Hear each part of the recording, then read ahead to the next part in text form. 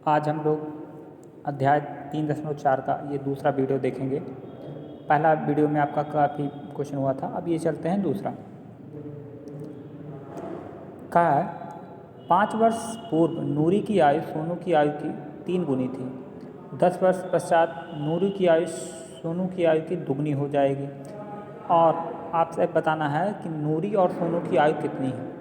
तो देखिए, ना तो हमको नूरी और सोनू दोनों की आयु पता नहीं है ना, तो अब कुछ ना कुछ मानना पड़ेगा, दोनों को अलग अलग मानिए। अच्छा, इनका वर्तमान आयु सबसे पहले आपको मानना पड़ेगा। देखिए 3 वर्ष पूर्व या 5 वर्ष पूर्व या कुछ साल बाद, ये सब जो होता है ये हमको ऐसे नहीं पता चलेगा, कहीं ना कहीं आपको वर्तमान आयु मानना पड़ता है। तो हम मान लेते हैं, माना नूरी की वर्तमान आयु आपका x, 1 मिनट, हम थोड़ा सा इसको बोल्ड राइट करते हैं। देखिए, माना नूरी तथा सोनू की वर्तमान आयु x तथा y वर्ष है ना। माना नूरी तथा सोनू की वर्तमान आयु, देखिए वर्तमान आयु हम बोल रहे हैं, वर्तमान आयु x वर्ष तथा y वर्ष। अच्छा, इसका मतलब नूरी है x साल की इस समय और सोनू है y साल का।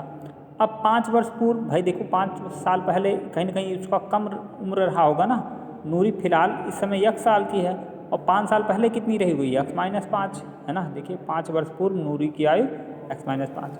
इसी प्रकार से अगर सोनू इस समय यानी वर्तमान आयु y वर्ष है तो 5 वर्ष पूर्व कितना रहा होगा, तो y-5 है ना। अब प्रश्नानुसार देखो बोला है क्या कि 5 वर्ष पूर्व आपका नूरी की आयु सोनू की आयु की 3 गुनी थी। तो यानी क्या, नूरी की आयु क्या थी, 3 गुनी थी किसके, सोनू की आयु। सोनू की आयु है y-5, तो उसमें 3 का गुणा कराना पड़ेगा। अच्छा, एक बात और, दोनों बराबर कब होंगे। देखिए नूरी ऑलरेडी बड़ा है या ज़्यादा है, तो उसको बराबर करने के लिए कहीं ना कहीं सोनू की आयु में 3 का गुणा कराना है। तो हमने 3 का गुणा किस तरफ कराया, सोनू की आयु में, है ना। अब इस हिसाब से हमारा क्या हो जाएगा, हमारा हो जाएगा x-5 बराबर 3 कोष्टक में x-y। अब ये तो ऐसे उतर गया और 3 का गुणा एक बार y से, फिर 3 का गुणा एक बार 5 से, तो होगा 3y और 3 से 5 से गुणा कराए तो 15 होगा। यानी अब अच्छा एक बात और है, आप ये y है जो 3y, इसको आप इधर ट्रांसफर करिए तो x-3y बराबर कितना, अच्छा -15 इधर रहने दीजिए, -5 को आप इस तरफ से उधर उस तरफ ले जाएंगे तो +5 आ जाएगा, है ना। अब ऐसे में आपका क्या हुआ, हम जब x और y को इकट्ठा करें तो x-y, और 5 में से जब 15 घटा तो -10 आया, तो कहीं ना कहीं x-y बराबर -10। ये हो गया आपका समीकरण 1।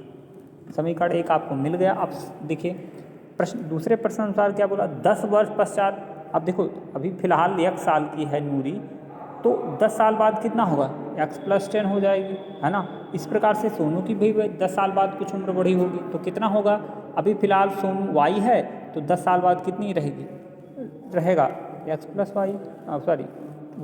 हो जाएगा। अभी फिलहाल y साल का है, 10 साल बाद सोनू कितना हो जाएगा, y+10। अब ऐसे में प्रश्नानुसार कह रहा है 10 वर्ष पश्चात नूरी की आयु सोनू की आयु की दुगनी हो जाएगी, अर्थात नूरी x+10।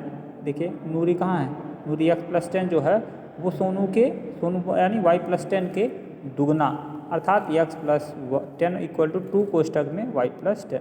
अब 2 का एक बार y से और 2 का गुणा एक बार 10 से, तो देखिए इधर वाला तो ऐसे रहेगा यानी x+10, और इस तरफ वाला क्या हो जाएगा, 2 का गुणा y से कराएंगे 2y और 2 का गुणा 10 से कराएंगे तो 20 हो गया। अब x+10 = 2y+20, y को इधर ट्रांसफ़र करेंगे तो x-y बराबर कितना, अच्छा 20 वैसे रहने दीजिए, ये 10 आप उधर भेजेंगे तो -10 हो जाएगा, तो x-2y = 20-10, और 20-10 का मतलब क्या, कहीं ना कहीं 10 होगा। तो आपका दूसरा जो इक्वेशन बना वो हो गया क्या, ये आपका सीक्वेंस शायद ये आपका उल्टा बैठ गया था, ये जी एक ही पेज दो बार हो गए थे। तो देखिए अब देखो इस हिसाब से हमारा क्या दूसरा समीकरण हो गया आपका पास, x-2y = 10, समीकरण 2। अब समीकरण देखिए कैसे क्या करें, अब आप करिए ये कि समीकरण 2 में, है ना, समीकरण एक में, समीकरण एक क्या है आपके पास, x minus three Y equal to -10 में किससे, समीकरण दो का जो गुणांक है y का वो है -2, यानी -2 से गुणा कराएंगे। और समीकरण दो में, अर्थात समीकरण दो में आप किसके, समीकरण एक का जो y का गुणांक है, समीकरण एक का जो y का गुणांक क्या है, -3 है। देखिए तो यानी समीकरण दो में आपको -3 से गुणा कराना होगा। तो देखिए हमने वही लिखा, समीकरण एक के दोनों पक्षों में -2 से तथा समीकरण दो के दोनों पक्षों में -3 से गुणा कराने पर। अब जब आप गुणा कराओगे तो पहले समीकरण में -2 से तो आपका होगा 2x + 6y = +20, और ये हो जाएगा समीकरण 3, है ना। और जब आप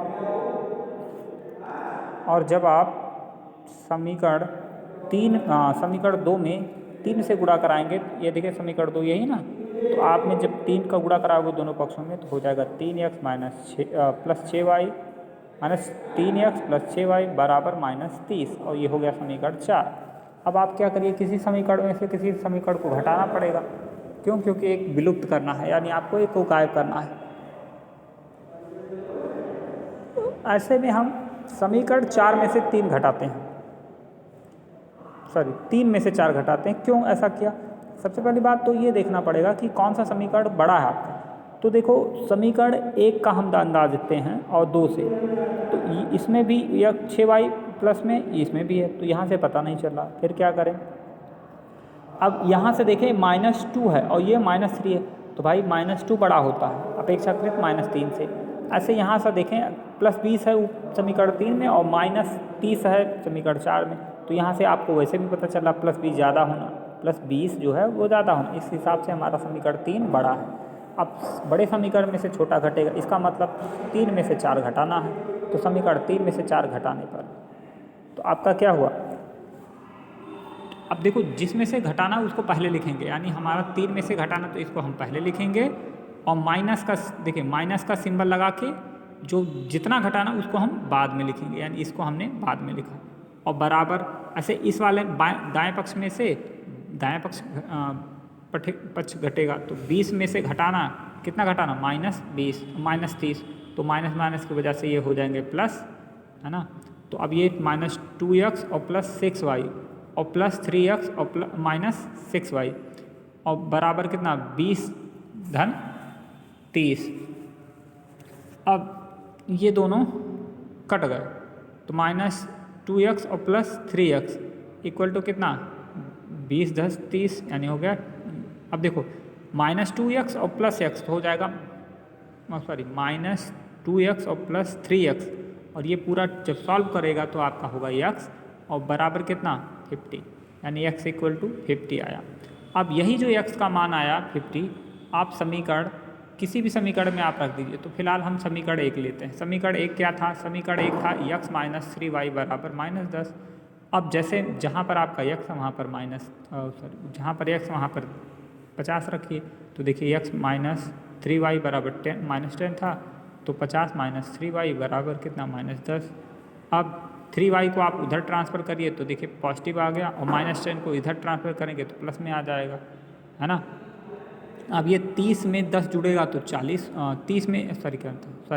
50 में 10 जुड़ेगा तो 60 होगा, और बराबर किसके 3y के। अब 3 से 60 कटा तो यानी होगा 20, है ना भाई 20 होगा। और कहीं ना कहीं आप क्या करिए y बराबर, उधर केवल y बचा है तो y बराबर 20, इस हिसाब से हमारा y का मान 20 और x का मान 50।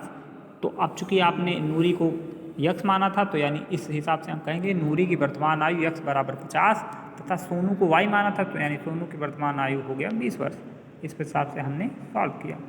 अगला करा 2 अंकों की संख्या के अंकों का योग 9 है, अर्थात 2 अंकों की कोई संख्या लीजिए, अगर अंकों को हम जोड़ दें तो 9 होना चाहिए, है ना, बराबर 9 होना चाहिए। अच्छा, इस संख्या का 9 गुना, मतलब जो संख्या आपका है उसका 9 गुना करा जाए तो संख्या के अंकों को पलटने पर बनी नई संख्या, भाई पलटोगे तो कुछ नई संख्या मिलेगी, तो करा उस संख्या के दुगुना होगा। तो ऐसे में संख्या बताइए, तो हम मान लेते हैं कि वो संख्या xy है।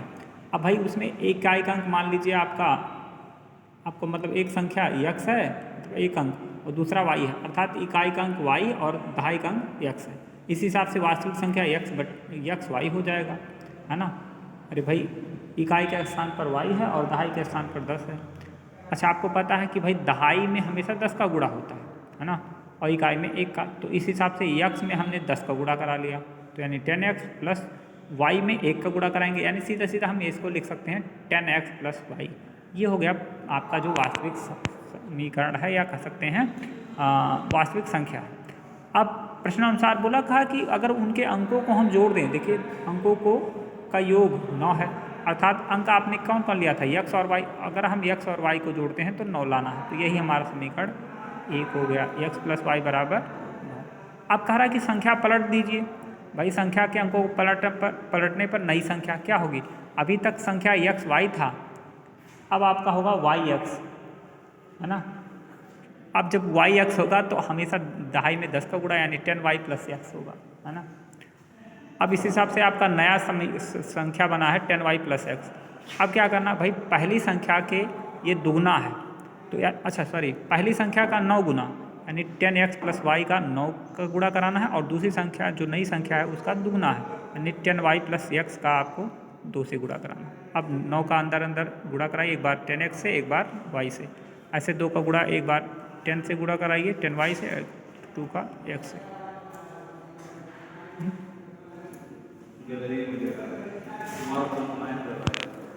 उसके बाद अगर हम गुणा कराते हैं तो हमारा 90x प्लस 9y, और आपका 2 से 10 में मल्टीप्लाई कराएंगे तो 20y equal two plus 2x हो जाएगा, है ना।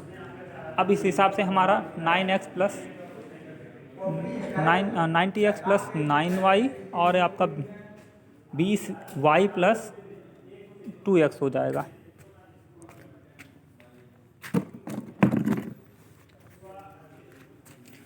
इस हिसाब से हमारा 90x प्लस 9y और इधर हो गया 20y प्लस 2x। अब हम x सबको इधर लेके आते हैं, जब सबको उठा के तो 9x ऐसे रहनेगा,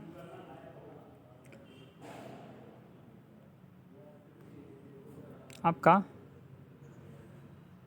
वैसे रहनेगा। अब होगा ये सब उधर पूरा 0 हो गया, तो 9x माइनस 2x, भाई सजातियों को इकट्ठा करते हैं, और ऐसे ही 9y में से आपका 20y घटाएगा और बराबर 0। तो जब 90x में से 2x घटेगा तो 88x, और 9y में से 20y घटेगा तो केवल आपका 11y होगा, है ना। तो आपका बराबर 0। अब दोनों में से कहीं ना कहीं हम 8 कॉमन कर सकते हैं, है ना, और जब 8 कॉमन कर सकते हैं तो यहाँ से 88 में 8 बार गया और 11y में केवल y बार गया, है ना, एक बार गया, तो यानी ये 11 जब हमने कॉमन किया तो 8x माइनस वाई बराबर 0। अब जब 0 के बटे 11 को हमको ले जाना पड़ेगा, है ना, तो क्या हो जाएगा 8x माइनस वाई बराबर 0 बटे 11, और उसका मान क्या हो जाएगा 0, यानी 8x माइनस वाई बराबर 0। समीकरण आपका 2 हो गया। अब समीकरण 1 के दोनों पक्षों -1 से गुणा कराने पर और समीकरण 2 के दोनों पक्षों में 1 से गुणा कराने पर आपका समीकरण 3 बनेगा -x माइनस वाई बराबर -9, समीकरण 3। और समीकरण 4 बनेगा जब आप 1 से गुणा कराओगे तो 8x माइनस वाई बराबर 0, समीकरण 4। अब कहीं ना कहीं देखिए आप समीकरण 4 बड़ा है, क्यों बड़ा है, क्योंकि देखिए अगर हम यहाँ से देखें तो y तो सही है, मतलब बराबर है, लेकिन कहीं ना कहीं 8x और -x तो कहीं ना कहीं 8 बड़ा है, और वैसे 0 और -9 में तो भाई 0 बड़ा, तो यह इस हिसाब से हमारा चौथा समीकरण बड़ा है। अब इसी नाते हम चौथे में से तीसरा घटाएंगे, और चौथे में से तीसरा घटाने चौथा वाला पहले लिखना होगा और माइनस का सिंबल लगा के तीसरा वाला बाद में, देखिए माइनस का लगा के फिर हमने इतना लिख दिया, और बराबर ऐसे दाएं पक्ष में भी 0 में से आपको घटाना है, कितना घटाना -9, ठीक है। अब इस हिसाब से 8x माइनस वाई, और माइनस के नाते अंदर अंदर चिन्ह बदल गए, जो माइनस में थे वो प्लस में, अब चूँकि दोनों माइनस में अंदर थे तो इस नाते दोनों प्लस हो गए, यानी x प्लस वाई, और बराबर कितना 0 प्लस 9 और माइनस यानी हो गया क्या प्लस 0 प्लस 9 हो गया। इस हिसाब से अब देखिए y कैंसिल हो गया क्योंकि पॉजिटिव नेगेटिव, और 8x और 1x को जोड़ेंगे तो 9x हो जाएगा, है ना, सॉरी यहाँ पर 8x होना चाहिए था, 8x प्लस x जोड़ेंगे तो 9x बराबर कितना 9 के। अब हम 9 को 9 से काटते हैं तो आएगा मान 1, अर्थात यक्स बराबर क्या, एक रखने। अब यक्स का मान एक आ गया तो जो भी आपका समीकरण है उसमें आपको एक, किसी भी समीकरण में आप एक रख दीजिए यक्स के स्थान पर। तो हम समीकरण एक में रखते हैं, तो समीकरण एक था यक्स प्लस वाई बराबर 9, तो जहाँ पर एक है मतलब यक्स है वहाँ पर एक रखना था, तो यानी एक धन वाई बराबर 9।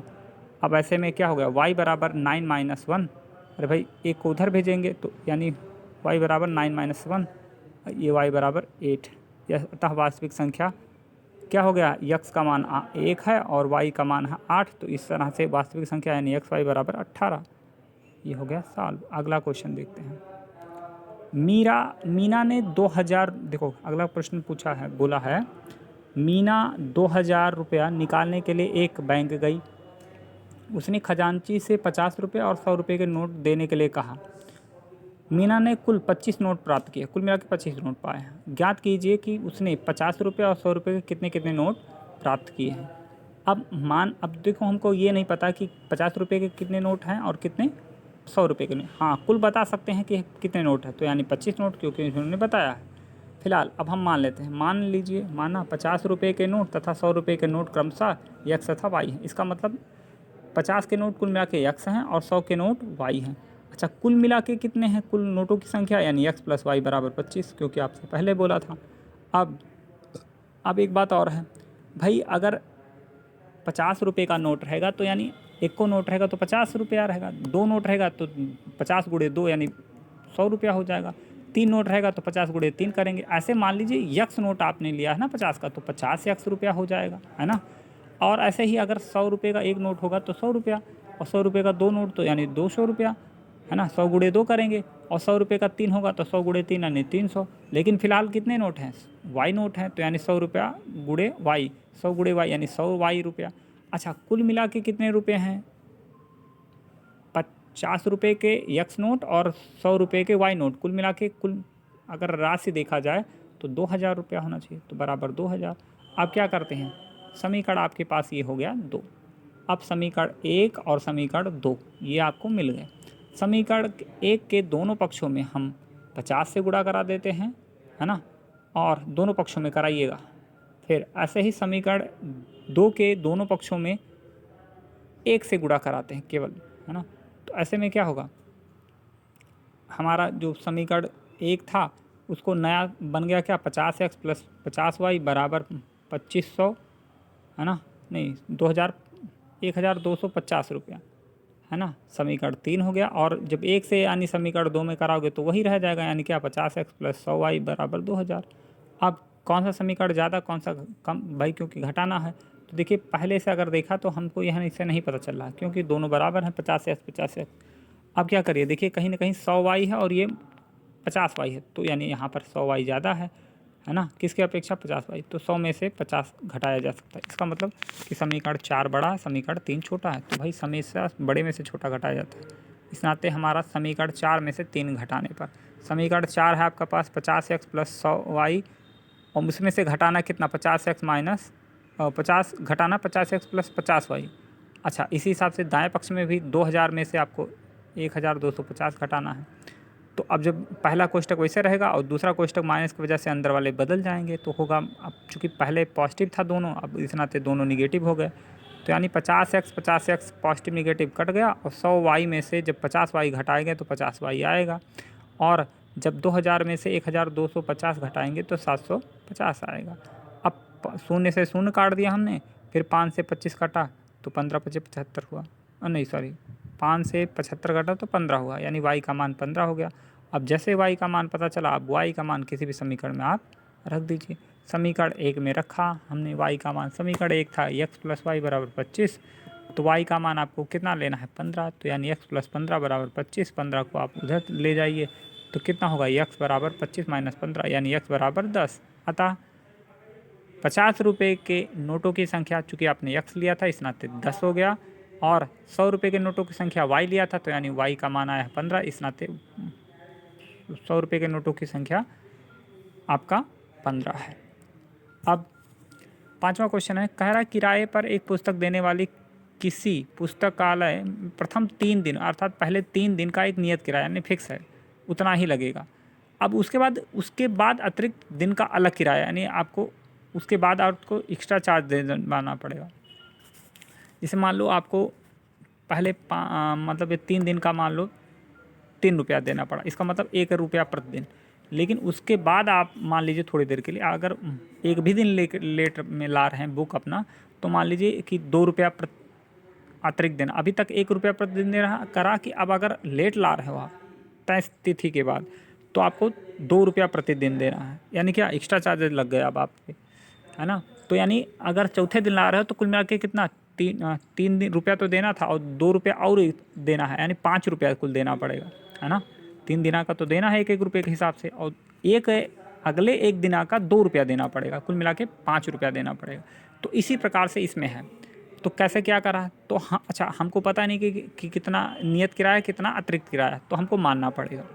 हम मान लेते हैं, माना प्रथम 3 दिन का किराया, देखिए माना 1 मिनट, हम मान लेते हैं कि प्रथम 3 दिन का किराया, प्रथम 3 दिनों का किराया नियत किराया जो है आपका यक्स है, तथा अतिरिक्त दिनों का किराया वाई रुपया प्रतिदिन है ना। अब सुनिए क्या कह रहा है, सरिता ने कुल 7 दिन पुस्तक रखने का रखा, तो 7 दिन उन्होंने अपने पास रखा, इसका मतलब 3 दिन चला गया नियत में, अब बचा कितना दिन, 4 दिन। तो 4 दिन किसके हिसाब से चलना है, वाई के, तो यानी 1 दिन अगर रहता तो वाई, तो 4 दिन रखे हैं तो 4 वाई रुपया लगेगा। कुल मिला के कितना लगना, तो यानी यक्स प्लस 4 वाई बराबर 27 रुपया। देखिए 27 रुपया अदा किया इन्होंने, 7 दिन रखा था, 7 दिन में 3 दिन आपका नियत किराया यानी यक्स रुपया, है ना, और वाई रुपया प्रतिदिन के हिसाब से 4 अतिरिक्त दिन भाई, क्योंकि 7 दिन में 3 दिन नियत निकल गया तो 4 बचा, यानी 4 वाई आपको अतिरिक्त दिनों में गिना जाएगा, और यानी 4 वाई रुपया वो देना है और यक्स रुपया और 3 दिन का, तो कुल मिला के एक्स प्लस 4 वाई बराबर 27 रुपया। अब दूसरा समीकरण बोला कि जबकि सुशी ने केवल 5 दिन रखा, तो 5 दिन में 3 दिन चला जाएगा नियत वाले में, अब बचेगा 2, यानी 2 दिन आपको वाई रुपये के हिसाब से, यानी 2 वाई रुपया देना अलग से है और यक्स रुपया तो देना है, तो यानी इस हिसाब से आपका देखिए यक्स प्लस 2 वाई बराबर 21, ये है आपका समीकरण 2। अब समीकरण 1 दोनों पक्षों में 2 से और समीकरण 2 के दोनों पक्षों में 4 से गुणा कराने पे नया नया हमको समीकरण 3 और 4 मिला। समीकरण 3 आपका 2x प्लस 8y बराबर 54, और समीकरण 4 आपका है 4x प्लस 8y बराबर 84। अब देखिए समीकरण 4 कहीं ना कहीं बड़ा है, तो समीकरण 4 में से 3 घटाएंगे, घटाने वटाने पे आपका काटने पीटने पे यक्स का मान 15 आया, और यही यक्स का मान किसी भी समीकरण में रखा जाएगा। मान लीजिए हमने समीकरण 1 रखा है, तो समीकरण 1 में जब हमने रखा तो हमारा क्या हुआ, यक्स प्लस 4y बराबर 27 था समीकरण, जहाँ यक्स है वहाँ पर 15 रखना है, तो यानी 15 प्लस 4y बराबर 27, तो 4y बराबर कितना आएगा, ये 15 को उधर भेजिए तो 27 में से 15 घटा तो 12, तो 4y बराबर 12, तो 4 से y कटा यानी हो गया 4 से 12 कटा तो 3 हुआ, यानी y बराबर 3। इस प्रकार से हम कहेंगे नियत जो किराया था वो प्रथम 3 दिन का नियत किराया 15 रुपया था। अब कह रहा अतिरिक्त किराया जो हर दिन प्रतिदिन लग रहा था वो आपका 3 रुपया प्रतिदिन अतिरिक्त किराया था। इस हिसाब से आपका ये चैप्टर ख़त्म हुआ। मिलते हैं अगले वीडियो में।